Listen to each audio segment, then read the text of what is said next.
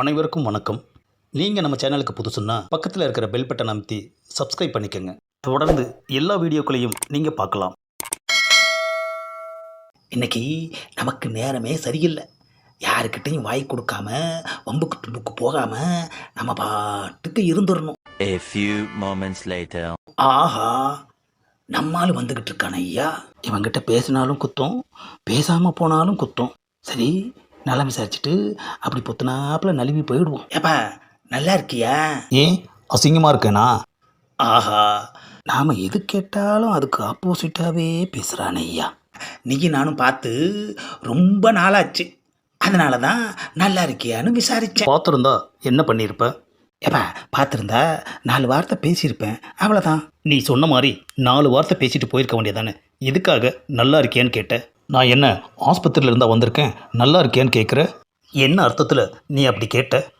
முடிஞ்சிச்சுடா கதை. ஆரம்பிச்சிட்டான். எப்படி முடிக்க போகிறான்னு தெரியலையே. சரிப்பா, கேட்கல, போதுமா? அது எப்படி கேட்டுட்டு கேட்கலன்னு சொல்லுவ? இனிமே கேட்க மாட்டேன்னு சொன்னேன். அப்போது இனிமேலும் கேட்கணும்னு நினச்சிருக்க, அப்படித்தானே?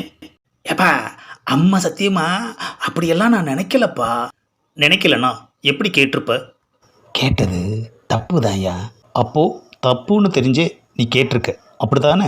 தப்புன்னு தெரிஞ்சு யாராவது கேட்பாங்களா? இப்போது நீ தானே ஒத்துக்கிட்ட தப்புன்னு. ஆஹா, நம்ம சொன்னதை வச்சு நம்மளையே மடக்கிறான் ஐயா. எப்படியாச்சும் இந்த டாபிக்கை மாற்றுவோம். ரொம்ப கோபத்தில் இருக்க போல இருக்கு. நான் கோபத்தில் இருக்கேன்னு உங்ககிட்ட சொன்னேனா? இல்லைப்பா, ரொம்ப கடுகடுன்னு பேசுறியே, அதனால் கேட்டேன். கோபத்தில் இருக்க என்கிட்ட வந்து நல்லா இருக்கியான்னு நீ எப்படி கேட்டிருப்ப? ஆஹா, நம்ம வாயும் சும்மா இருக்க மாட்டேங்கிறியா. நேர வாய் எதையாவது கேட்டு தொலைச்சு மாட்டிக்குது.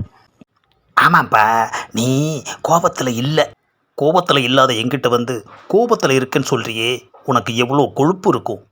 ஆஹா, ஒவ்வொரு வார்த்தையையும் ரொம்ப யோசிக்கிறான் ஐயா. ஏப்பா, அதை விட்டு தள்ளுப்பா. நீ ரொம்ப நல்லாவே இருக்க, போதுமா? அப்போது நான் நல்லா இருக்குன்னு தெரிஞ்சுக்கிட்டே என்கிட்ட வந்து நல்லா இருக்கியான்னு கேட்டிருக்க, அப்படித்தானே? மறுபடியும் முதல்ல இருந்து வந்துட்டானே ஐயா. ஏப்பா, ஏதோ வாய் தவறி கேட்டுட்டேன், விடேம்பா.